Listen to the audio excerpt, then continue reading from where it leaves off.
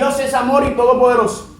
Y la segunda pregunta que hicimos, la vamos a contestar hoy. ¿Cómo un Dios de amor va a resolver el problema de la maldad sin destruirnos? ¿Verdad? Y la primera pregunta la contestamos. ¿Cómo se explica la maldad si Dios es amor y todopoderoso? Pues la Biblia claramente enseña, ayer vimos que la Biblia dice que la maldad no comenzó con Dios. Dios no creó la maldad, sino que Dios creó ¿qué? Un ser perfecto. Un ser inteligente, poderoso. Se podría inferir de la Biblia que el ser más espectacular, el ser creado más poderoso y más inteligente es ese ser llamado Lucifer. Dios no creó al diablo, Dios creó a ese ángel. Pero ese ángel, ¿qué pasó? ¿Se llenó de qué? De orgullo, se llenó del yo. Quiso ser Dios, quiso sentarse en el trono de Dios. ¿Y qué hizo Dios?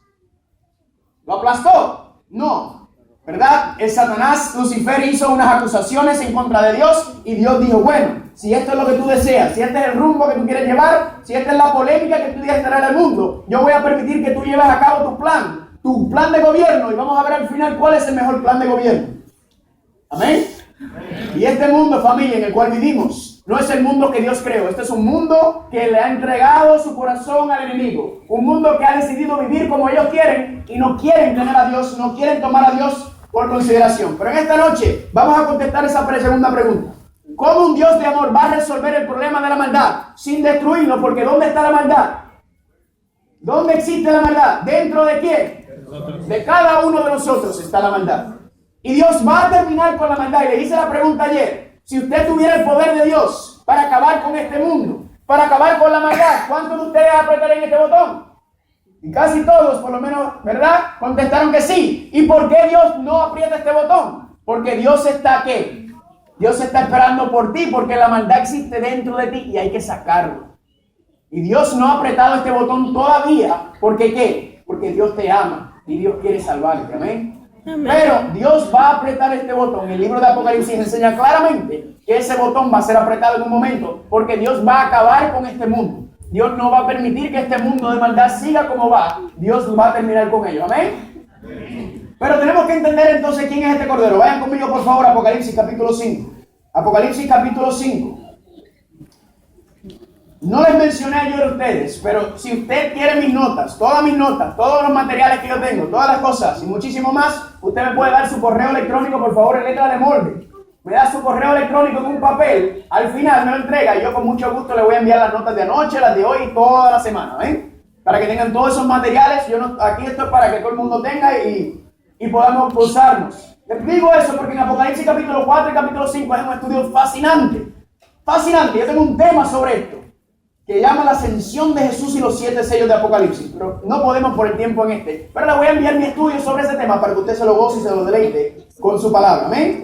En Apocalipsis capítulo 5 aparece un ser muy interesante. Dice en el versículo 6. Y miré y vi en medio del trono y de 4 seres vivientes y en medio de los ancianos estaba en pie un ¿qué? Un cordero como inmolado que tenía 7 cuernos y 7 ojos, los cuales son los 7 espíritus de Dios enviados por ¿dónde? La Biblia nos habla y nos introduce a este cordero parado, inmolado, con 7 ojos y 7 cuernos, ¿verdad? Está hablando simbólicamente. Vayan conmigo a Apocalipsis capítulo 13 para entender un poco más y conocer este cordero. Apocalipsis capítulo 13, versículo 8. Apocalipsis capítulo 13, versículo 8. Amén. Dice ahí, y la adoraron, hablando de la bestia que introducimos anoche, ¿verdad? Esa nación que el diablo va a levantar en el tiempo del fin para implementar su sistema de falsa adoración sobre el mundo. Esa bestia, dice aquí, y la adoraron esa bestia. ¿Cuántos moradores? Todos los moradores, familia. Esto es un asunto mundial. De la tierra, cuyos nombres no estaban escritos en el libro de la vida de quién. Este cordero tiene un libro que fue inmolado ¿desde cuándo? Desde el principio del mundo. Lo que quiere decir, para entender y conocer quién es este cordero y qué está pasando con este cordero, tenemos que ir ¿a dónde? Al principio. ¿Están conmigo? Vayan conmigo a Génesis, por favor. Vayan conmigo a Génesis. Y vamos a ver en Génesis capítulo 1 y 2. Dios creó todo y todo era ¿cómo? Perfecto, ¿verdad? No había depresión, no había asesinato, no había cáncer, no había enfermedades, no había violencia, no había nada. Dios creó todo y la relación entre Dios y sus seres creados era perfecto. La relación entre los seres humanos y los animales era perfecto. El ambiente perfecto. No había ningún problema. Todo, el ambiente, la alimentación, las relaciones, las vestimentas. De hecho, ellos estaban en la presencia de Dios. Este era el primer lugar santísimo. El primer lugar santísimo es el jardín del Edén, porque la raza humana, Adán y Eva, están en presencia, cara a cara con Dios. ¿Están conmigo? Pero Dios pone una prueba en el jardín del Edén. ¿Y cuál es? Génesis capítulo 2, versículo 17. Vamos a empezar en el 15. Tomó pues el Señor Dios al hombre y lo puso en el huerto del Edén, para que lo labrara y lo guardase. Y mandó el Señor Dios al hombre, diciendo: de todo árbol del huerto podrás comer, mas del árbol de la ciencia del bien y del mal no comerás, porque el día que de él comieres, ciertamente ¿qué? Morirás. Ciertamente morirás. Dios dijo: el día que ustedes coman de ese árbol, ciertamente morirán. ¿Por qué? Porque si se acuerdan ayer, Dios le dio miles, millones de árboles y le dijo: este árbol me pertenece a mí. Ese árbol representaba un centro de votación. Cuando Adán y Eva decidieran desobedecer a Dios y comer de ese árbol, entonces ¿qué le estaban diciendo a Dios? Gracias por habernos creado. Gracias por darme esta mujer tan hermosa. Gracias por darme este papizongo de esposo. Gracias por todo. Pero de este momento en adelante, nosotros no necesitamos que tú, Dios, nos diga qué es lo bueno y lo malo, sino que nosotros podemos determinarlo por nuestra propia cuenta. Y eso fue lo que pasó en Génesis capítulo 3, versículo 5. Dice: pues Dios sabe que el día que de él comáis, le dijo el diablo a ellos, serán abiertos vuestros ojos y seréis como Dios. Y la pregunta: ¿qué es ser como Dios? Ahí en la Biblia normal aparece la palabra sabiendo el bien y el mal, pero la palabra hebrea que aparece en la palabra yada, que está cortada ahí, y la palabra yada significa declarando y determinando el bien y el mal. Le pregunto: ¿quién es el que determina y declara lo bueno y lo malo? Dios. Pero la serpiente le dijo: ese día ustedes van a ser como Dios y van a poder determinar el bien y el mal. Y cuando Adán y Eva decidieron o escuchar al diablo y desobedecer a Dios, ¿qué sucedió? ¿Dios los aplastó como una cucaracha? No. ¿Dios qué hizo? Se apartó de ellos. ¿Por qué? Vamos a ver que es por amor. Dios se apartó de ellos. Pero acuérdense algo, familia. Y si hay algo que yo quiero que usted se acuerde de este seminario, de esta semana que estamos aquí, es esto. Cuando usted decide desobedecer a Dios, cuando usted decide no seguir lo que Dios dice en su palabra y vivir de acuerdo a sus propios deseos y seguir sus propios asuntos, Dios respeta tu decisión. Pero entiende bien que cuando tú le haces eso y tú desobedeces a Dios, tú le estás diciendo a Dios: no te quiero en mi vida, yo quiero hacer las cosas por mi propia cuenta. Y Dios respeta tu decisión, pero cuando Dios se aparta, se apartan tres cosas con Él. Se apartan sus bendiciones, se apartan su protección, y vamos a ver que se aparta la vida misma, porque Dios es el que da vida y sin Dios no hay vida. Amén. Dios respeta tu decisión, pero entiende las consecuencias de tu decisión cuando tú no quieres a Dios en tu vida. Dios le dijo a ellos: ciertamente el día que comas de él morirán. Pero ¿qué sucedió? Adán y Eva desobedecieron. ¿Y qué hizo el pecado? El pecado hizo división entre la relación de Dios y los seres humanos. El pecado, la desobediencia, rompió esa relación. Esa intimidad que tenía Dios con sus hijos fue rota. ¿Por qué? La Biblia dice claramente en Isaías 59:2: pero vuestras iniquidades han hecho división entre vosotros y vuestro Dios, y vuestros pecados han hecho ocultar de vosotros su rostro para no oír. Romanos 3:23: por cuanto todos pecaron y quedan ¿qué? Están destituidos de la gloria de Dios. Dios se apartó de Adán y Eva, familia, para no destruirlos.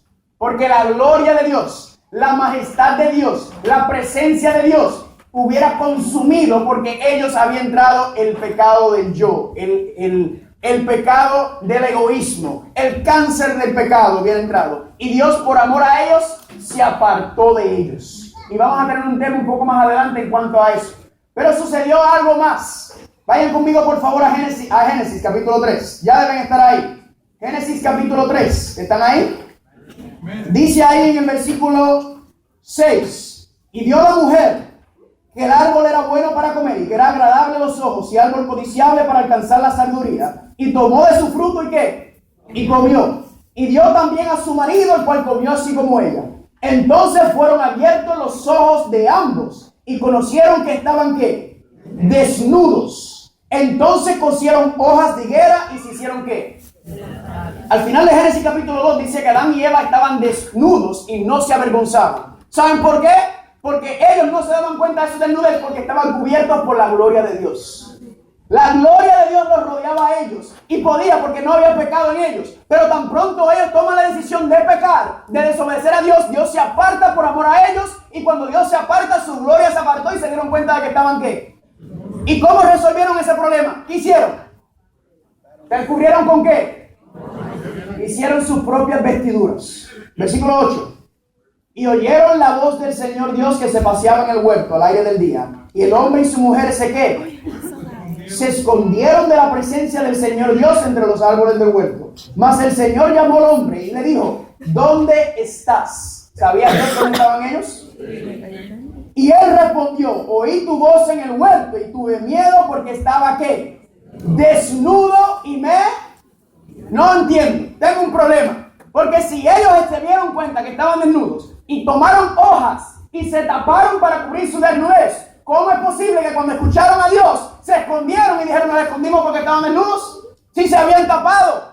No tiene sentido eso. Si ya estaban desnudos y ya se habían tapado, ¿por qué tuvieron que volver a esconderse de su desnudez? Y lo que vamos a ver es que la desnudez es símbolo, representa el pecado en el ser humano. Y la Biblia enseña que en Hebreos capítulo 4 versículo 12 que no hay cosa creada que no sea manifiesta en su presencia. Ante todas las cosas están desnudas y abiertas a los ojos de aquel a quien tenemos que dar. Usted podrá tratar de tapar su pecado todo lo que usted quiera. Usted podrá comprar todas las flores, podrá hacer toda la obra misionera, podrá hacer todo. Pero ante Dios, Dios ve las intenciones de tu corazón. Dios ve quién tú eres. Y si esa cosa que tú haces es por tratar de agradar o conceder el mérito de Dios, fracasaste. Porque todos estamos ante Dios desnudo y Dios nos ve como es. Pero regresando a la pregunta original, Génesis capítulo 2, 17 dice, pero del árbol del conocimiento del bien y del mal no comerás, porque el día que de él comieres, ¿qué? Ciertamente morirás. Dios dijo, el día que ustedes coman de ese árbol, ustedes van a dejar de vivir, ustedes van a morir. Y alguna gente piensa, bueno, ellos no murieron porque empezaron a morir espiritualmente y vienen con una filosofía. Pero la Biblia es bien clara, porque en Génesis capítulo 7, 22, dice, todo lo que tenía aliento de espíritu de vida en las narices, todo lo que había en la tierra, ¿qué? La palabra morir en hebreo es la palabra mut y significa salir el aliento de vida. Significa dejar de respirar. Lo que le dijo es, el día que ustedes coman de ese árbol, ustedes van a dejar de respirar, van a dejar de vivir. Pero la pregunta es entonces, ¿por qué no murieron? ¿Por qué Adán y Eva no murieron? ¿Cambió Dios su idea? Dijo Dios, bueno, yo dije eso, pero se la voy a dejar pasar. No, porque ustedes saben como padres, y si algunos aquí son maestros, saben que si usted pone una regla en la casa y no la sigue, perdió el respeto. Ya saben, esto es una vez y otra. Si Dios dijo una cosa, es así. Pero ¿por qué no murieron en ese día? Dios no cambia. Dice Números capítulo 23, 19. Dios no es hombre para que mienta, ni hijo de hombre para que se arrepiente. Él dijo y no hará. Habló y ¿qué? Y no lo ejecutará. Familia, ¿qué fue lo que pasó? ¿Por qué Dios no ejecutó la sentencia de muerte sobre la raza humana por haberlo desobedecido y por decirle, no te queremos más, queremos hacer nuestra propia cosa? ¿Qué fue lo que pasó? Génesis capítulo 3, versículo 21 tiene la respuesta. Génesis 3, 21 dice, y el Señor Dios hizo al hombre y a su mujer, ¿qué? Túnicas de piel y los... Familia. Ellos se vistieron por su propia cuenta y no les sirvió de nada. Dios tuvo que hacer ¿qué? Túnicas de piel. Para usted hacer túnicas de piel, ¿qué tiene que suceder? ¿Tiene que morir quién? Un animal. Le hago una pregunta. ¿Qué animal usted cree que fue ejecutado en ese momento? Dice Génesis capítulo 4 que Abel era labrador de corderos, ¿verdad? Familia, lo que Dios le estaba mostrando a Adán y Eva era bien sencillo. Dios le está diciendo, ustedes se supone que en este día, hoy, por desobedecerme y no quererme en su vida, y yo ser el que da la vida, ustedes se supone que no existieran más. Pero les estoy mostrando a ustedes en el día de hoy que la razón por la cual ustedes no van a morir es porque en su lugar murió este animal inocente. Es porque en su lugar este animal tomó su lugar. Y por eso, por amor a ustedes, por misericordia y por gracia, a través de este animal, ustedes van a seguir viviendo. ¿Amén? Dios lo que le estaba mostrando a Adán y Eva era el plan de salvación. Dios le estaba mostrando que en el futuro iba a venir el verdadero Cordero que iba a pagar la paga del pecado, que es la muerte, con su propia vida. El pecado fue lo que creó separación entre Dios y el hombre, pero este sacrificio simbólicamente y temporalmente enseña y protege y vuelve y sana esa herida entre Dios y los seres humanos. Permite que Dios le pueda conceder un tiempo de gracia a la raza humana para reconciliarse completamente con Él. Amén. El plan de salvación es regresar a los brazos de Dios. El pecado ha separado a la raza humana de Dios. Y Dios, a través del sacrificio y de la muerte de este Cordero, estaba mostrando cómo iba a restaurar esa relación para estar nuevamente, cara a cara, nuevamente en sus brazos con cada uno de nosotros. Amén. Ese es el Dios que yo sirvo. Y el Apocalipsis es el libro de la restauración. Y la pregunta es, ¿cómo Dios va a restaurar esa relación? Bueno, todo comienza en el santuario. En el santuario, dice aquí, Éxodo capítulo 25, versículo 8 y 26, 30. Y que me hagan un santuario para que yo habite entre ellos. Y levantarás el tabernáculo conforme al modelo que te fue mostrado. ¿Dónde? Dios le dijo a Moisés, levántame un santuario. Levántame un santuario, ¿saben para qué? Porque Dios quería estar tan cerca de sus hijos como pudiera. Dios te ama tanto que Dios está haciendo todo lo posible para estar tan cerca de ti sin destruirte. Porque Dios sabe que hay un problema y es el pecado en este mundo. Y cuando vemos entonces por qué Dios le pidió a Moisés que le construyera un santuario terrenal. Número uno, porque Dios quería morar con su pueblo. Amén. Usted no tiene seres queridos que cuando se van lejos o quizás están lejos, usted no los extraña y los quisiera cerca. Así está Dios con ustedes. Así es Dios. Dios anhela estar tan cerca de cada uno de nosotros como pudiera sin destruirnos. Amén.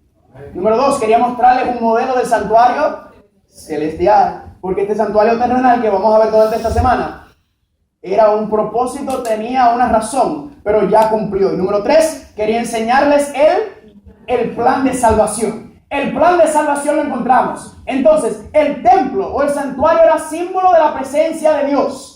El santuario desolado representa que Dios ya no está ahí. Y la pregunta es entonces, ¿cómo el santuario nos va a enseñar? ¿Cómo el santuario nos va a traer y nos va a acercar más a Dios? Pues fascinantemente, Dios en el santuario, mis hijos, mis hijas, mis hermanos, Dios está mostrando cómo iba a reconciliarse con el ser humano. Dios está mostrando cómo quería regresar. Entonces, cuando miramos el santuario, si usted nota, alrededor está el pueblo, ¿verdad? Y aquí está el santuario, está lo que se conoce como el patio. Cuando usted entra por el santuario, hay dos muebles inmediatamente. ¿Están conmigo? Lo que voy a hacer es que voy a darle un repaso bien general, porque todo esto tiene que ver con el viejo pacto y el santuario terrenal. Y luego vamos a ver cómo se cumple cada uno de estos muebles y cada uno de los servicios en el santuario celestial. ¿Amén? Porque el santuario verdadero, ¿dónde está? En el reino de los cielos. ¿Amén? Entonces, está el patio. Y el primer mueble que usted entra cuando entra al santuario se llama el altar de sacrificio, ¿verdad? El altar de sacrificio, usted traía su animal y se sacrificaba ese animalito. Vamos a hablar ya mismo de eso. Luego del altar de sacrificio, usted encuentra el segundo mueble que se llama el lavacro. Y el lavacro era donde los sacerdotes se tenían que lavar antes de entrar al santuario, porque adivina quién estaba dentro del santuario. La presencia de Dios. Y si tú entrabas dentro del santuario de manera equivocada o no como Dios le pide, el problema va a ser que vas a ser consumido en el momento por la presencia de Dios. Y Dios no era que quería consumirte. Dios te dice y lo explica. Ven así, ¿por qué? Porque yo no quiero destruirte.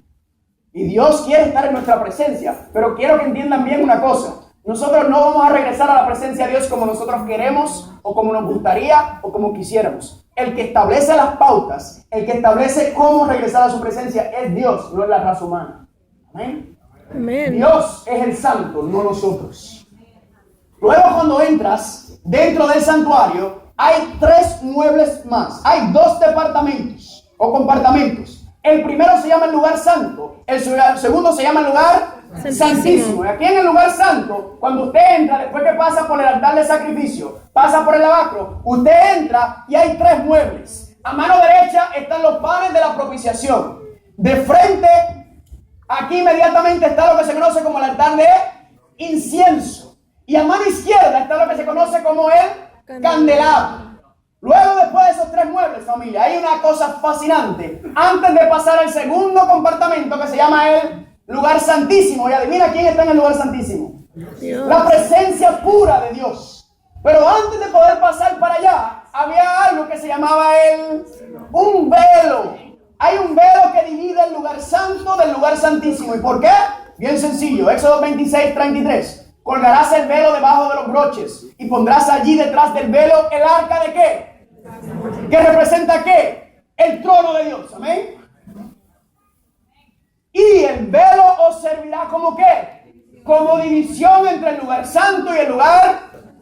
¿Por qué Dios pone un velo? Para proteger nuevamente a la raza humana, para proteger a los sacerdotes. Y usted no podría entrar detrás de ese velo solamente una vez al año. ¿Están conmigo?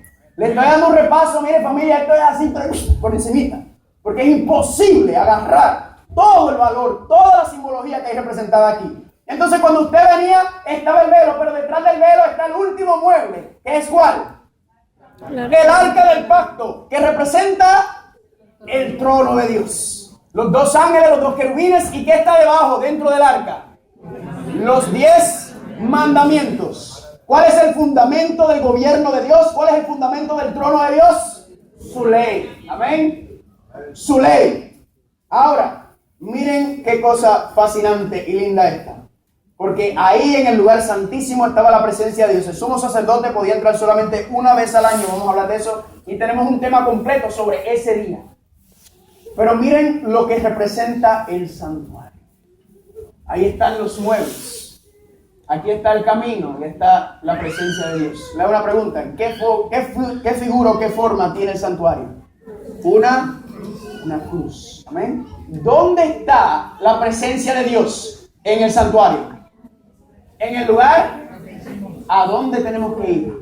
¿Dónde tenemos que estar para regresar a la presencia de Dios? Al lugar santísimo. ¿Están conmigo?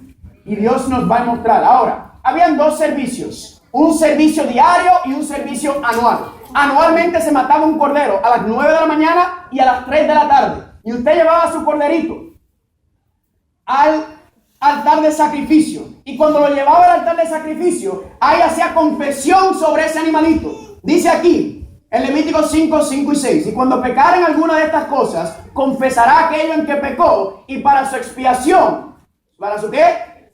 O limpieza o perdón. O reconciliación, presentará al Señor por su pecado que ha cometido una ofrenda de expiación y el sacerdote hará expiación por él de su pecado. Quiero repasar y decirles lo que ocurría, porque todo esto, familia, esto es viejo pacto. Le vamos a mostrar la manifestación. Todas estas son profecías, verdaderamente. Tú venías con tu corderito al santuario y presentabas tu corderito y en ese momento ese corderito, para una manera para comprenderlo mejor, es que ese corderito era un popi, ¿verdad? Porque nosotros el corderito no lo cuadramos bien. Pero si usted agarra un cachorrito o un cachorrito, usted lo entiende mejor, ¿verdad? Piensa en eso. Un corderito era una oveja cachorrito, bebé. Y usted llevaba ese animal inocente. ¿Y usted qué hacía? Usted ponía ese animal, confesaba sus pecados sobre ese animal y simbólicamente tus pecados, la maldad que tenemos adentro, adivina dónde pasaba. Traspasaba a ese animal inocente, ese animal que no tenía ninguna culpa de nada, que no hizo nada malo. Y en ese momento venía y tenía que degollar el animal y el animal moría. Era terrible lo que estaban haciendo. Pero gloria a Dios. ¿Por qué? Porque el problema del pecado, el problema de la maldad que existía dentro del ser humano, adivina dónde era puesto. Sobre ese animal. ¿Era terrible las consecuencias del pecado, sí o no? Dios le estaba mostrando a ellos. Dios le estaba diciendo a ellos: tráeme tu pecado. Trae tu pecado a mí. Tráelo al santuario. Eso que te va a llevar a la muerte. Eso que va a deshacer tu vida. Tráelo a mí y dámelo a mí. Y yo me voy a encargar de tus pecados. Y esa sangre de ese animal luego era llevado dentro del santuario. Y adivina qué se hacía con esa sangre. Se tomaba esa sangre y se tiraba hacia el arca del pacto, hacia el trono de Dios, porque la ley de Dios dice que la paga del pecado es la... Pero cuando esa sangre iba dirigida hacia el arca del pacto, cuando esa sangre era dirigida hacia el trono, adivinen qué paraba esa sangre. sangre para llegar ahí? El velo. Amén. Y durante 359 días al año, esa sangre se iba acumulando sobre ese velo. Y la sangre acumulada comienza a...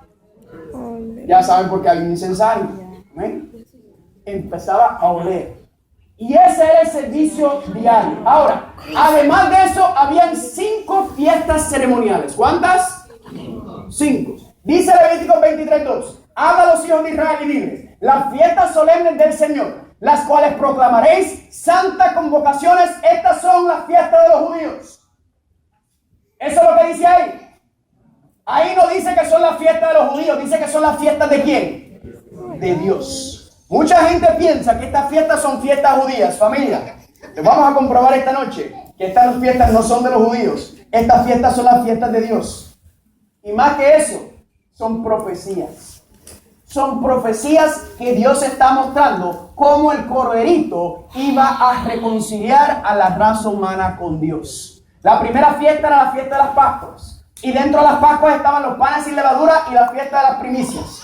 No de las fechas. 14 de Nisan, 15 de Nisan y 16 de Nisan según el calendario hebreo. Un día detrás de otro, 3 días corridos. Luego, a las 7 semanas, los 50 días, venía la fiesta del Pentecostés. Luego, venían las trompetas. Y las trompetas sonaban porque las trompetas eran preparación para el día de expiación, que vamos a hablar más adelante. El día del juicio. Y esas trompetas sonaban porque el día del juicio era el día más importante en el calendario hebreo. Y luego del día de expiación o el Yom Kippur venía lo que se conoce como la fiesta de los tabernáculos. Y lo que vamos a ver en esta noche es que esas fiestas son profecías que Dios nos ha revelado para que usted y yo sepamos cómo Dios nos va a salvar. Amén. Amén. Entonces, todo lo que le estoy diciendo, familia, todo este asunto de la sacrificio y del santuario terrenal tiene que ver con el viejo pacto. Y son profecías o señales que Dios le dio al pueblo hebreo para enseñarnos cómo nos iba a salvar. Y todo se iba a cumplir en el nuevo pacto, no a través del santuario terrenal, sino el santuario celestial. ¿Están conmigo? Ahora vamos a ver el cumplimiento de estas profecías. ¿Están preparados? ¿Sí o no? El cumplimiento literal. Primero, ¿qué tenemos ahí? Vamos a dejarlo ahí porque está... Primero tenemos el cordero, ¿verdad? ¿Qué representa el cordero? Primero de Pedro capítulo 1, 19. Con la sangre preciosa de Cristo como de un ¿qué? Sin mancha y sin... Ese corderito que era sacrificado. Ese corderito sacrificado en Génesis capítulo 3 representa ¿a quién? Cristo Jesús. ¿Están conmigo?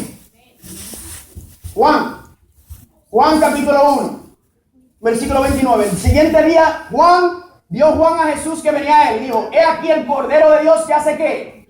Que quita el pecado del mundo. En el viejo pacto usted tenía que confesar sus pecados sobre ese cordero y pasaba su pecado a ese animal. Pero ¿cómo Jesucristo quita el pecado del mundo? ¿Cómo Jesucristo puede posiblemente quitar la maldad que está dentro de nosotros? Dice en Hechos 2:38: arrepentido y bautícese cada uno de vosotros en el nombre de Jesucristo. ¿Para qué?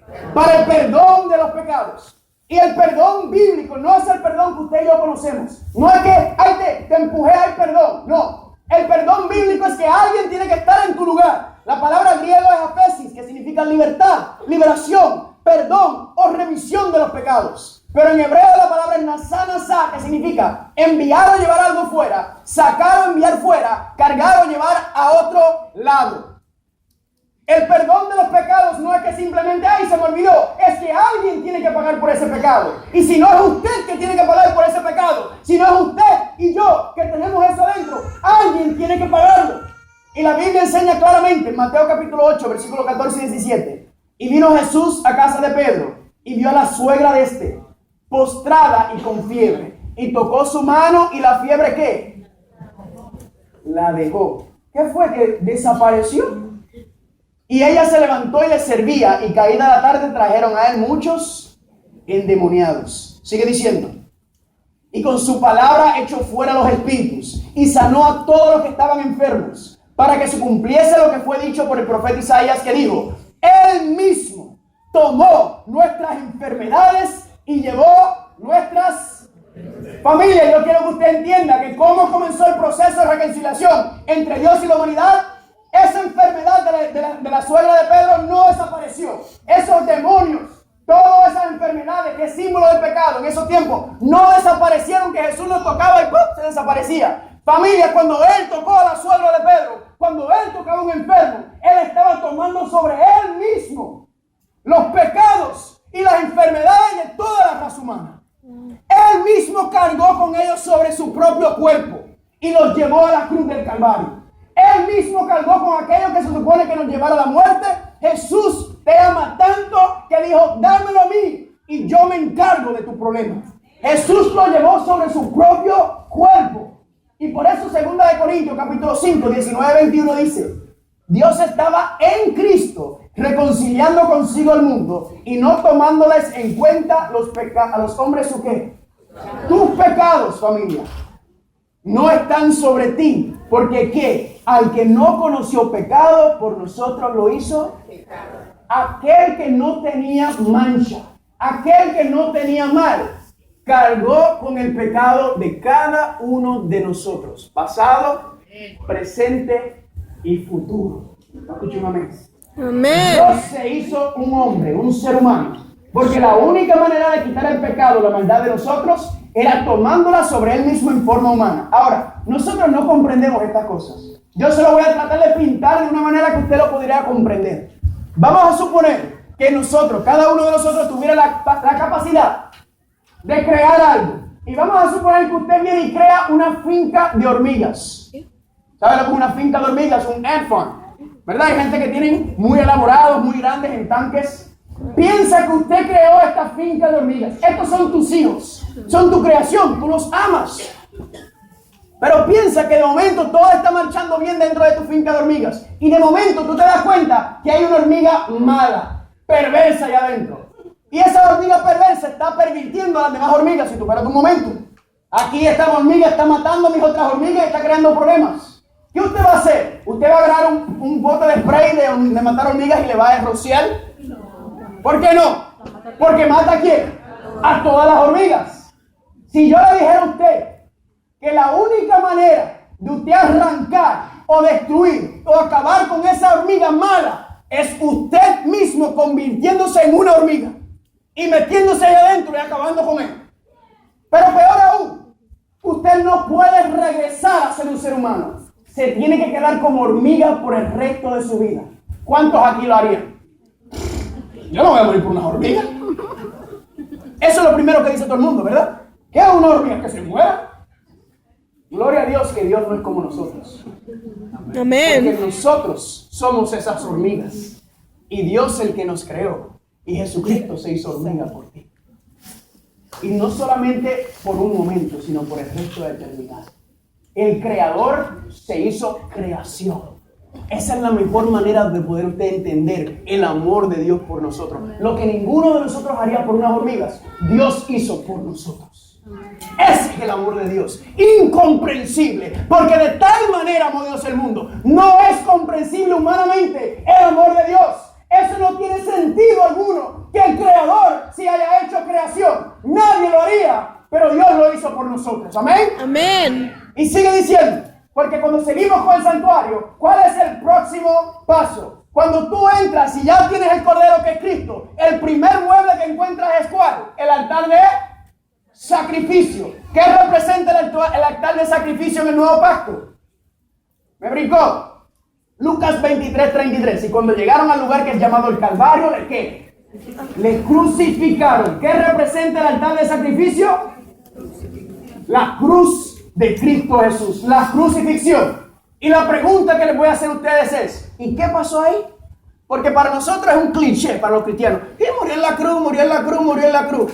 ¿Qué pasó en la cruz? Primero que cargó con tus pecados y los míos. Aquella sentencia de muerte con la que cada ser humano nació, Jesucristo la cargó sobre él mismo. Y la llevó allá. Pero pasó algo más. Colosenses 2:15. Desarmó además, hablando de la cruz, los poderes y las potestades y los exhibió públicamente al triunfar sobre ellos ¿en qué? Pero. ¿Cómo es posible que la cruz sea un triunfo? ¿Cómo es posible que la cruz sea una victoria si esa es la vergüenza más grande que ha existido? Si esa es la derrota más grande, una persona sobre una cruz desnuda, el creador del universo desnudo, ¿cómo es posible que eso es una victoria? Filipenses capítulo 2, versículos 6 al 8. Haya pues en vosotros ese sentir que hubo también en Cristo Jesús, aunque siendo Dios, no consideró que el ser igual a Dios fuera algo a la cual aferrarse. Por el contrario, o sea, aquel ser divino, aquel ser en el trono, aquel ser majestuoso, no se aferró de su divinidad, no se aferró de ser Dios. ¿Y sabe lo que hizo? Renunció a sus privilegios divinos, se humilló voluntariamente y tomando la naturaleza de esclavo y haciéndose semejante a los seres humanos. Cuando apareció en forma de hombre, se hizo obediente hasta la cruz y muerte de cruz. Familia, ¿cómo es posible que la cruz del Calvario es una victoria? ¿Cómo es posible que pudiera hacer algo? ¿Saben por qué? Porque con la cruz del Calvario, la acusación del diablo quedó desmentida. La acusación del diablo era que Dios era ¿qué? Cruel, mentiroso, que quería ser un dictador, que era un sobornista. Cuando el ser que creó todo se humilla y se pone en la cruz y se muere de la manera más torturosa, más vergonzosa del mundo, la acusación del diablo quedó desmentida y silenciada. Amén. Cristo dijo: si yo fuera levantado, a todos atraeré a mí. Amén. Amén. Familia, entienda bien. Usted puede agarrar a Gabriel García Márquez, puede agarrar a Pablo Neruda, a Shakespeare, a Hemingway, a todos los grandes escritores de la humanidad y ponerlos en un salón por un año y decirle a ellos: escriban una historia de amor. Y después de ese año, esos grandes escritores no podrían hacer una historia de amor más grande que la cruz del Calvario. Porque es incomprensible que Dios haya pasado por eso. Y la acusación quedó desmentida. Dios mostró por encima de todo que eres amor. Familia, el cristianismo es la única religión en el mundo en que el evento fundamental de la existencia del ser humano está en la humillación de su Dios. El único en que Dios, amándonos tanto, se despojó de todo, dejó todo y dijo: yo voy a morir por ustedes. Yo los amo tanto que voy a dar mi vida por ti, porque yo no quiero que tú mueras y yo quiero vivir contigo por toda la eternidad. Amén. El creador se hizo creación, se hizo hormiga por ti y por mí. Y en la cruz no solamente queda saldada en la paga del pecado, que es la muerte, sino también queda el carácter de Dios vindicado en el mundo. Y la acusación del diablo que vimos ayer, que Dios era aquello y lo otro, se le señaló a él. Él era el dictador, él era el tirano, él era el mentiroso, él era el asesino.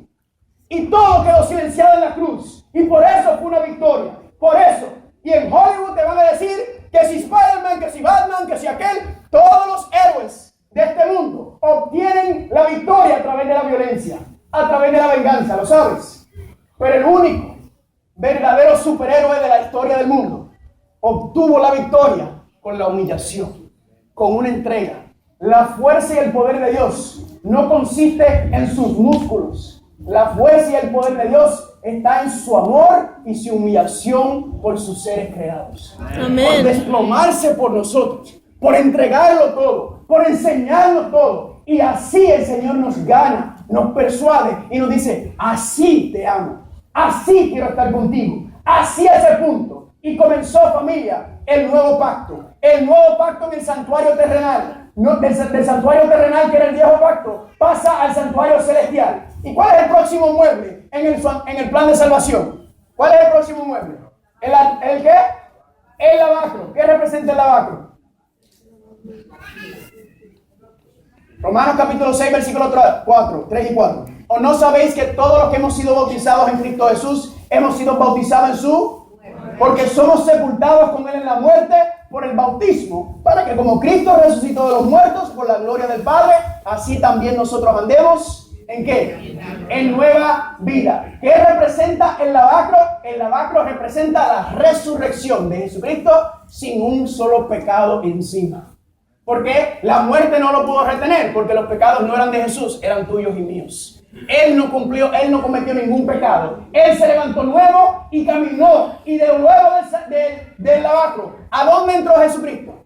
Luego que Jesús resucita, estuvo 40 días con los discípulos. ¿Para dónde agarró? Para el santuario celestial. Ahora, le hago una pregunta. ¿Saben por qué hay tanta confusión con el libro de Apocalipsis? Es porque la gente no entiende y no sabe que el Apocalipsis es el escenario de la ascensión de Jesús. El Apocalipsis es la representación o la dramatización de Jesucristo entrando al santuario celestial y caminando a través de ella hasta que tengan que salir. Y eso lo vamos a ver el viernes. Amén. Y cuando usted entienda la localización del Apocalipsis y comprende y entiende que está en el santuario celestial, se nos hace más fácil de visualizar. Por ejemplo, ¿cuál es el próximo mueble? ¿El qué? El pan de propiciación. Vayan conmigo a Apocalipsis. Vayan conmigo a Apocalipsis, por favor. Apocalipsis capítulo 1. Apocalipsis capítulo 1. Jesucristo muere en la cruz del Calvario. Jesucristo luego pasa a la tumba, muere, pero resucita representando el lavacro. Y luego asciende al cielo. ¿Y qué representa? Los panes de la propiciación, el altar de incienso y el lavacro. ¿Qué digo? El candelabro. Apocalipsis capítulo 1, versículo 12. ¿Están ahí? Y me volví para ver la voz que hablaba conmigo. Y vuelto vi 7 ¿qué? ¿Cuántos dicen amén? Y en medio de los 7 candeleros, a uno semejante a quién, al Hijo del Hombre, vestido de una ropa que llegaba hasta los pies y ceñido por el pecho con un cinto de oro. Brinquemos al versículo 16. Y tenía a su diestra 7 estrellas de su boca. Tenía en su diestra 7 estrellas. Y de su boca salía una ¿qué? Una espada aguda de 2 filos. Y su rostro era como el sol cuando resplandece en su fuerza. Y cuando le vi, caí como muerto a sus pies. Y él puso su diestra sobre mí diciéndome: no temas, yo soy el primero y el último, el que vivo y estuve muerto. Mas he aquí que vivo por los siglos de los siglos. Amén. Y llevo las llaves de ¿qué? De la muerte y del Hades. ¿A quién vio Juan? A Jesús. ¿En dónde lo vio? En el santuario celestial, en el lugar santo, porque ahí estaban los candelabros del candelabro de oro. Pero también dice que tenía una espada. Parecía un mago él caminando así con una espada, como hacen algunos que se ponen las espadas. ¿Qué representa la espada según la palabra de Dios? Efesios 6:16. Y tomar el yelmo de la salvación y la espada del Espíritu, que es ¿qué? La palabra de Dios. Amén. Esa palabra, esa espada era la misma palabra de él que está representada con el pan. ¿Están conmigo? Pero falta otro mueble. Ya hemos visto a Jesucristo dentro del santuario celestial. Y lo vemos con la espada, la palabra de Dios, los candeleros de oro que vamos a ver en otro momento. ¿Qué simboliza? Pero también queda ¿qué mueble? El altar de... ¿Aparece el altar de incienso en el libro de Apocalipsis en el santuario celestial? ¿Sí o no? Vayan conmigo a Apocalipsis capítulo 8. Vayan conmigo a Apocalipsis capítulo 8. Apocalipsis capítulo 8. Versículo 1. Cuando abrió el 7º sello, se hizo silencio en el cielo como por media hora. Y vi a los 7 ángeles que estaban en pie ante Dios, y se le dieron 7 trompetas. Otro ángel vino entonces y se paró ante ¿qué?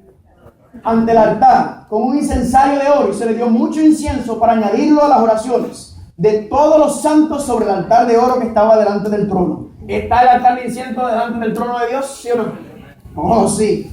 Y de la mano del ángel subió a la presencia de Dios el humo del incienso con las oraciones de los santos. Y el ángel tomó el incensario y lo llenó del fuego del altar y lo arrojó a la tierra. Y hubo ¿qué? Truenos, voces y relámpagos y un... ¿Cuántos dicen amén? Encontramos el incensario ¿en dónde también? Y el altar de incienso en el santuario celestial. ¿Dónde está Jesucristo ahora mismo? En el santuario celestial. ¿Cuántos dicen amén? Pero no terminamos ahí, porque ¿qué pasa? El próximo mueble es ¿cuál? El altar de... el trono de Dios, que está representado en el arca del pacto. Pero antes de usted pasar al arca del pacto, ¿qué quedaba entre medio? El velo. El velo quedaba entre medio o dividía el lugar santo del lugar santísimo. Y la pregunta es, si estamos viendo todo manifestándose a través del ministerio de Jesucristo, ¿qué representa ese velo? Porque dice la palabra de Dios, he aquí en Mateo 27:51, he aquí el velo del templo se rasgó en dos, de arriba abajo, y la tierra ¿qué? Tembló y las piedras se partieron. En ese mismo momento en el que Jesucristo murió, en ese mismo momento, el sacrificio de las 3 de la tarde, ese último sacrificio, el velo lo que separaba el lugar santo del lugar santísimo, lo que separaba la presencia de Dios de la raza humana, fue rota, fue deshecha de arriba abajo. ¿Y saben lo que representaba ese velo? Ese velo que acumulaba la sangre de los pecadores, ese velo que estaba ahí para poder Dios estar en presencia de los seres humanos sin destruirlo. Dice claramente Hebreos capítulo 10, versículos 19 y 20. Así que hermanos, teniendo libertad para entrar ¿en dónde? En la presencia de Dios, por la sangre de ¿quién? De Jesucristo, por el camino nuevo y vivo que Él nos consagró a través del velo, esto es por su carne. Amén. Aquello que separaba a Dios de la raza humana, aquello que hacía separación, fue roto con la muerte de Cristo. Cristo, ese velo representa su carne, su muerte en la cruz del Calvario por cada uno de nosotros. Y esa separación que existía se reconcilió en la cruz del Calvario. El velo, la división entre Dios y el hombre quedó roto. Y ahora el ser humano puede venir confiadamente al trono de la gracia, a la presencia de Dios, no porque hay ningún mérito de nosotros, sino porque aquel está sentado frente a la presencia del Padre. ¿Amén? Aquel representa a la humanidad. Y por primera vez en la historia, la raza humana puede volver a la presencia de Dios a través de Cristo Jesús. Él nos reconcilia, Él nos regresa y nos lleva. ¿Cuántos dicen amén? Amén. Y dice aquí, en Romanos capítulo 5, versículo 1, justificados o perdonados, pues por la que tenemos, ¿por medio de quién? Gloria a Dios. Gloria a Dios. Cristo nos trae paz con Dios nuevamente. Jesús nos reconcilia nuevamente con la divinidad. Jesucristo vuelve a traer y a romper la barrera que había, que era el pecado. ¿Están conmigo? Gloria a Dios. Pero no terminamos porque falta un ¿qué? Un mueble.